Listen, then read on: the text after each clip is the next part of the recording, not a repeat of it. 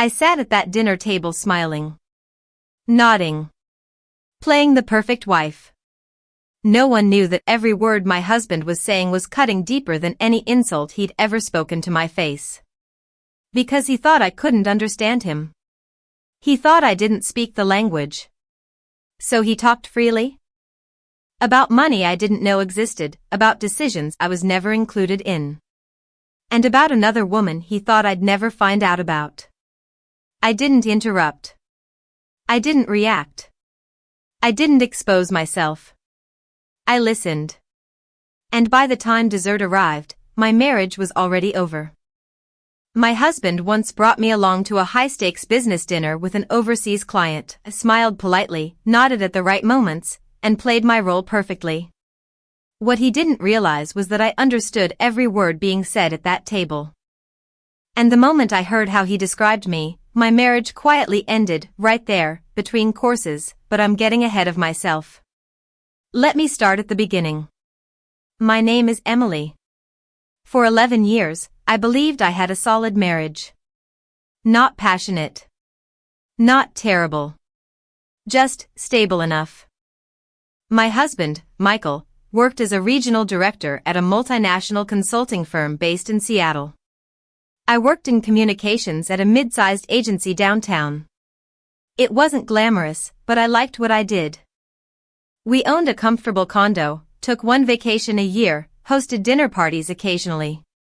From the outside, we looked like a couple who had life under control. Somewhere along the way, though, things shifted. I can't point to a single moment when it happened. Maybe it was after Michael received a major promotion about 4 years earlier. Or maybe it happened so slowly that I didn't notice until I was already living inside a marriage that felt unfamiliar. Michael became busier. More important, at least in his own mind, late nights. Constant travel. Phone calls during dinner. Emails before bed. When he was home, he was distracted. Our conversations became practical and emotionless. Did you pay the electricity bill? Don't forget we're meeting the Harrisons on Sunday. I won't be home for dinner again. I told myself this was normal. This was what long marriages turned into. Love softened into routine. Connection faded into logistics. I ignored the loneliness that crept in during quiet evenings, sitting alone on the couch while he locked himself away in his home office. About 1.5 years ago, something unexpected happened. One night, unable to sleep, I was scrolling on my phone when an ad appeared for a free trial on a language learning app. The language was Korean. I had studied it briefly in college, just one semester, back when I thought my life might look very different. I remembered loving it. The structure. The sound. The way it opened a door into another culture. Eventually, real life took over. Marriage. Work. Responsibilities. That part of me was packed away under impractical interests. That night, lying beside Michael as he slept, I downloaded the app out of pure curiosity. To my surprise, a lot came back. Within weeks, I was practicing every evening. Listening to podcasts. Watching Korean dramas with subtitles, then without them. I even started video lessons with online tutors. I never mentioned it to Michael. Not because I was hiding it, exactly, but because I had learned what happened when I shared things he didn't consider useful years earlier. I'd casually mentioned wanting to take a writing course. He laughed, not cruelly, just dismissively. When would you even have time for that, he'd said. And what would you do with it? After that, I learned to keep parts of myself quiet. So Korean became mine. A private world. A reminder that I was still capable of learning, growing, becoming more than just someone's wife. By the time 1 year had passed, I could understand everyday conversations easily. Not perfectly, but well enough, and then, one evening in early October, Michael came home unusually early. He was energized. Excited. Big news, he said, loosening his tie. We're finalizing a partnership with a South Korean firm. Their executive director is visiting next week. He paused. I'm taking him to dinner. You'll need to come. I looked up from the counter. A business dinner? Yes. He specifically asked if I was married. It looks better. Family-oriented. Stable. Then, casually, like it was an instruction, he added. Just dress nicely, smile, and let me handle the conversation. That was the moment everything quietly lined up. Because Michael had no idea that when he planned to speak freely that night, I would understand every single word. The week leading up to the dinner passed slowly. While Michael focused on presentations and conference calls, I focused on something else entirely. Every spare moment, I reviewed formal Korean business vocabulary, polite speech patterns, professional phrasing. I wanted to be absolutely certain that if the conversation shifted into territory he believed was private, I wouldn't miss a word. I kept telling myself I was overthinking it. That maybe nothing would happen, that this dinner would be boring, uneventful, and forgettable. But something deep inside me knew better. Thursday night arrived. I wore the dress Michael picked out for me, navy blue, conservative, elegant.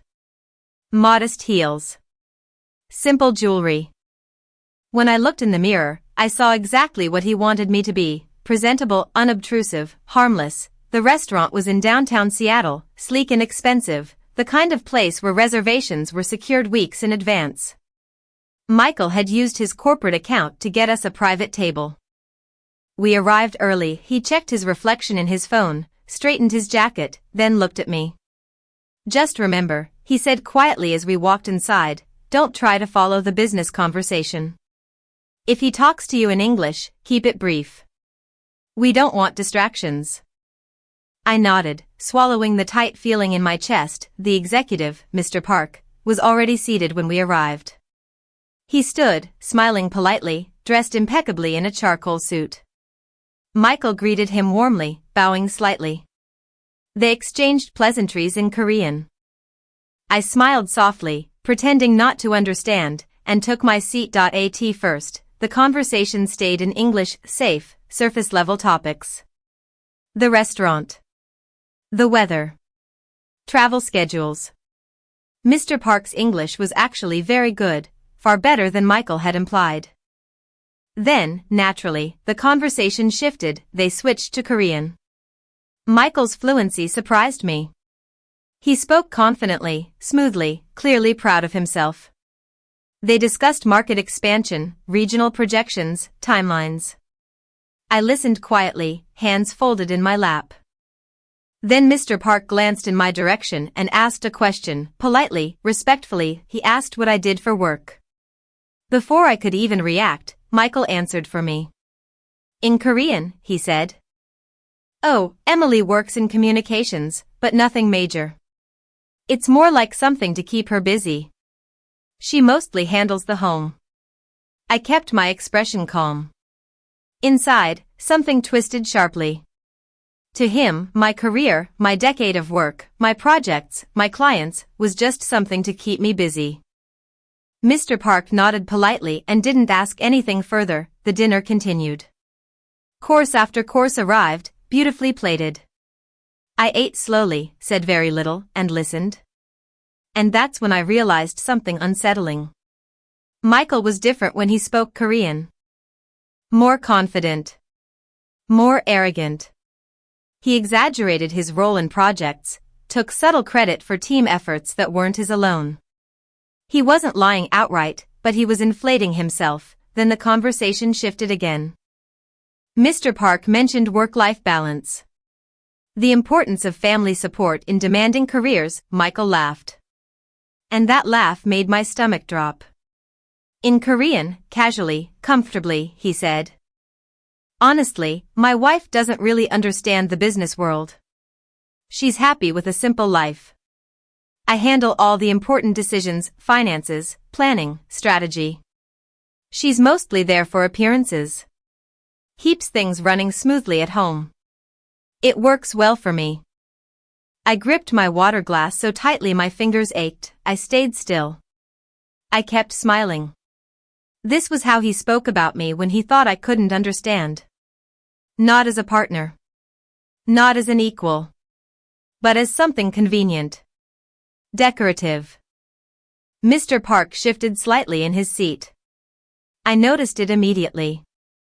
His response was polite but reserved, and he gently redirected the conversation back to neutral business topics, but the damage was already done.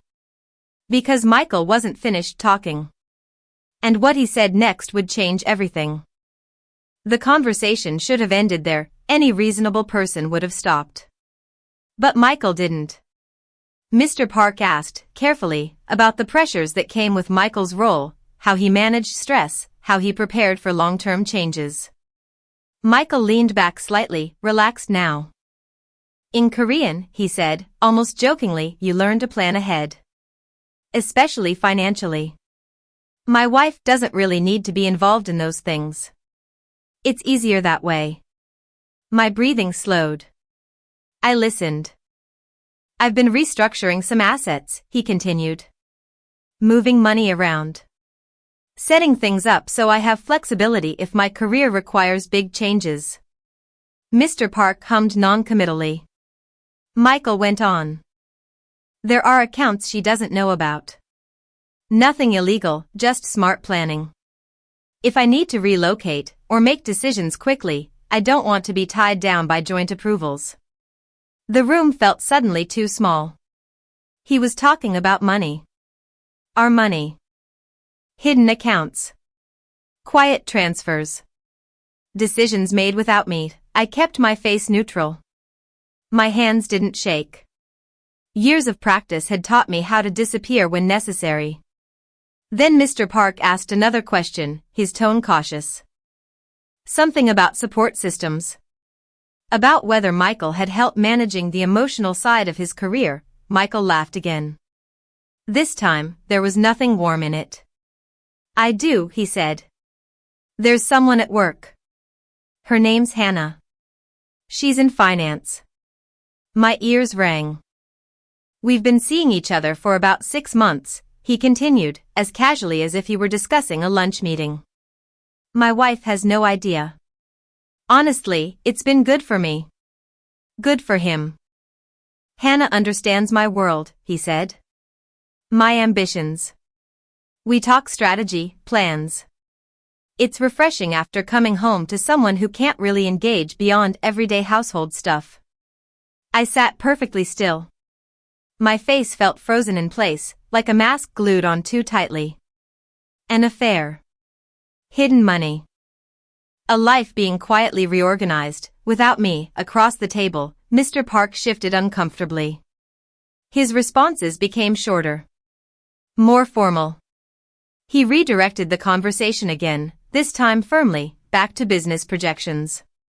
But Michael didn't seem to notice. He was too busy talking about himself. When the dinner finally ended, we stood in the lobby exchanging polite goodbyes. Mr. Park bowed slightly to me and said, in careful English, "It was a pleasure meeting you, Mrs. Carter. I wish you the best." There was something in his eyes. Sympathy. Understanding. Maybe he knew. Or maybe he had simply heard enough to be disturbed. The car ride home was quiet. Michael seemed satisfied, even cheerful. He hummed softly along with the radio. That went well, he said. I think the deal's basically done. I stared out the window at the passing streetlights. That's great, I replied. My voice sounded calm. At home, he kissed my cheek distractedly and disappeared into his office, already focused on emails and follow-ups. I went upstairs alone. Closed the bedroom door.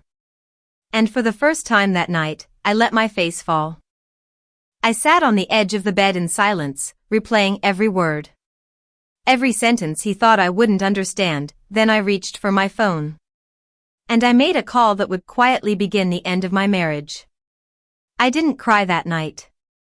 I thought I would. I expected tears, shaking hands, panic. Instead, I felt something colder settle in, a clarity. I sat on the edge of the bed for a long time, the house unnaturally quiet, listening to the faint sound of Michael typing downstairs, completely unaware that the version of me he thought he knew no longer existed. Then I unlocked my phone. There was only one person I could call. Her name was Rachel. We'd been college roommates. Best friends once. The kind of friendship that knew your secrets before you had the language to explain them. Life had pulled us apart: distance, careers, and Michael's subtle disapproval of friendships that didn't revolve around him. Rachel had become a family law attorney. He'd reconnected recently through social media. A few polite messages. Nothing deep. It was nearly 11 p.m. when I pressed call. She answered on the second ring. Emily? Her voice was surprised. Is everything okay? I opened my mouth. And for the first time all evening, my voice broke. I need a lawyer. We talked for nearly 2 hours. I told her everything: the dinner, the language switch, the way he spoke about me, the hidden accounts, the affair. I didn't exaggerate. I didn't soften it. I repeated his words exactly as I'd heard them. Rachel didn't interrupt. When I finally stopped talking, she was quiet for a moment. Then she said, calmly, first, I need you to breathe. I did. Second, she continued, what you just described isn't just betrayal. If he's hiding marital assets or moving money without your knowledge, that could be financial misconduct. Potentially illegal. I don't have proof, I said. It was just conversation. That's okay, she replied. We don't confront him yet. We get smart. She outlined the plan clearly, methodically. Starting immediately, I was to gather everything I could access: his bank statements, tax records, investment accounts, emails, photograph documents. Forward copies to myself. Create a private cloud folder. If he's moving money, she said, there will be a paper trail. There always is. I stared at the dark window across from me. I'm scared, I admitted.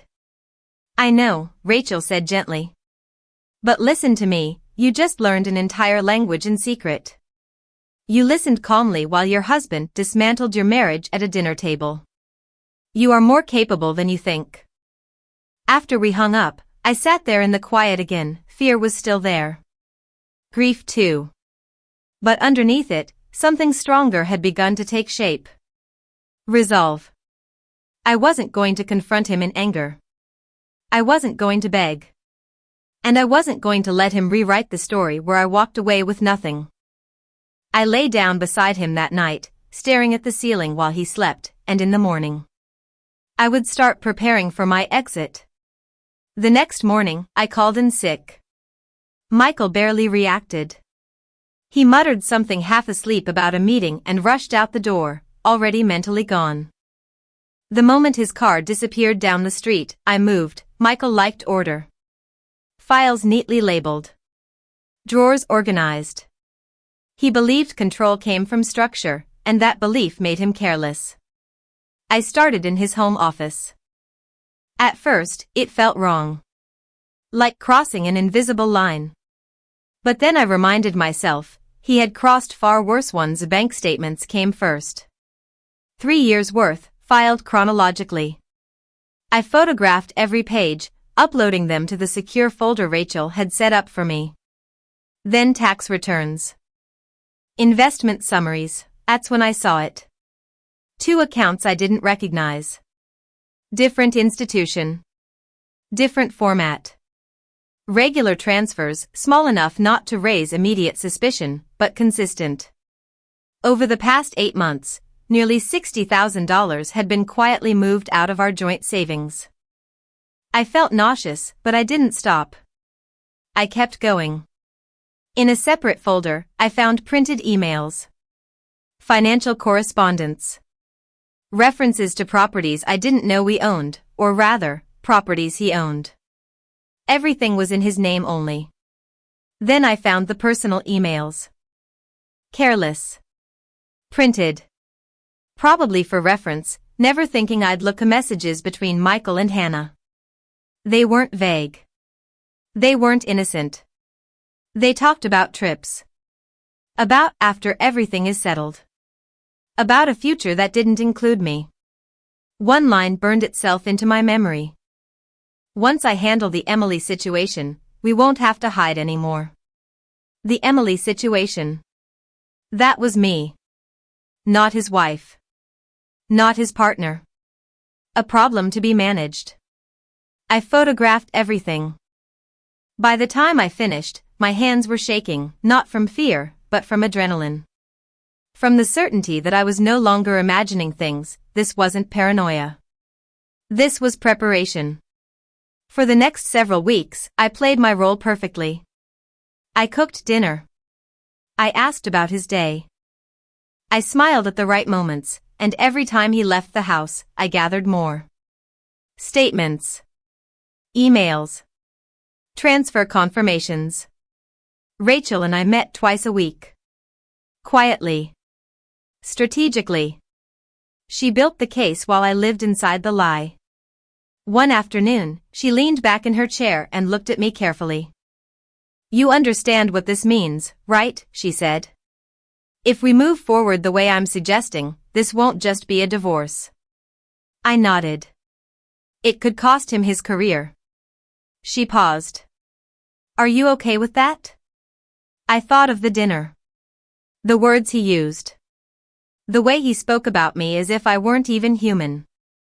He was already planning to leave me with nothing, I said. "I'm just refusing to disappear quietly." Rachel nodded once. "Then we're ready." We chose a Friday. And Michael had no idea that his life was about to collapse, quietly, efficiently, and completely. We moved quickly after that. There was no dramatic confrontation. No shouting. No warning, just timing. Rachel filed the divorce papers on Thursday afternoon.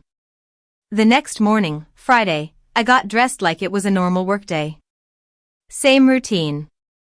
Same calm expression in the mirror. But instead of going to my office, I went to Rachel's. At 9 a.m., Michael's company received a full evidence package, bank records, transfer histories, emails, documentation showing undisclosed accounts and financial misconduct. At 9:30 a.m., a process server walked into his office and handed him the divorce papers. I sat in a quiet conference room, a cup of coffee in my hands, staring at the clock. My phone was turned off. I didn't want to see his reaction in real time. At 11:07 a.m., Rachel's phone buzzed. She looked at the screen, then at me. Papers served. HR acknowledged receipt. He's been placed on administrative leave pending investigation. I exhaled for what felt like the first time in months. "How do you feel?" she asked. I searched for the answer. "Terrified," I said honestly. "But, right." I stayed at Rachel's that night. She had a guest room ready, like she'd known I wouldn't be going home. She helped me draft a short, professional email to my employer explaining that I'd be taking personal leave. No details. No explanations. That evening, we ordered takeout and opened a bottle of wine I barely tasted. Michael called 43 times. Voicemails followed, confused at first, then angry, then pleading. I didn't listen. Rachel did. She documented everything. Saturday morning, we went back to the house, Rachel, me, and a police officer, just in case Michael was there. He looked nothing like the confident man from the dinner. Unshaven. Wrinkled clothes. Red eyes. The moment he saw me, he stood up. "Emily, please," he said. "Let me explain." I held up my hand. "Explain what?" I asked calmly. "The affair? The hidden accounts? Or the part where you told another man I was only there for appearances?" His face drained of color. He stammered. "You don't speak Korean." I looked at him, really looked at him. "I've been fluent for over a year," I said. "Funny how you never noticed." Silence filled the room. "I heard everything," I continued. "Every word you said when you thought I couldn't understand." He sank onto the couch. The company put me on leave, he whispered. They're investigating. I could lose my job. That's not my problem anymore, I replied. He reached for hope anyway. We can fix this. Therapy. I'll end it with Hannah. We can start over. I shook my head. You don't want to fix us. You want to fix the consequences. I walked past him and went upstairs to pack. I didn't look back. The divorce didn't happen overnight. It took months. By law, there was a mandatory waiting period, and during that time, everything was negotiated, assets, disclosures, accountability. Michael's company investigation moved faster than the court. Within weeks, the ethics board concluded that he had violated internal policies. The undisclosed accounts alone were enough. He was terminated. He found another job eventually, but at a lower level, with a fraction of the influence and income he once had. The hidden money didn't stay hidden for long. Every account had to be disclosed. Every transfer explained. Properties I never knew existed were added to the marital asset list, and in the end, the money he tried to protect became the very thing that exposed him. I walked away with half of everything he attempted to conceal, plus spousal support while I rebuilt my career, but the real shift wasn't financial. It was internal. For months, I lived quietly. I stayed with Rachel at first, then moved into a small apartment of my own. I cooked simple meals. I slept deeply for the first time in years. Michael sent messages. Apologies. Justifications. Regret. I didn't respond. Some conversations don't deserve a reply. One afternoon, while sorting through paperwork, I received a message I didn't expect. It was from Mr. Park. He'd heard about the divorce through professional circles. His message was brief, respectful. His company was opening a U.S. office. They were looking for someone who understood both Western marketing and Korean business culture, asked if I'd be interested in talking. When we met, I spoke Korean from the first sentence. His eyes widened, then softened. I thought so, he said quietly.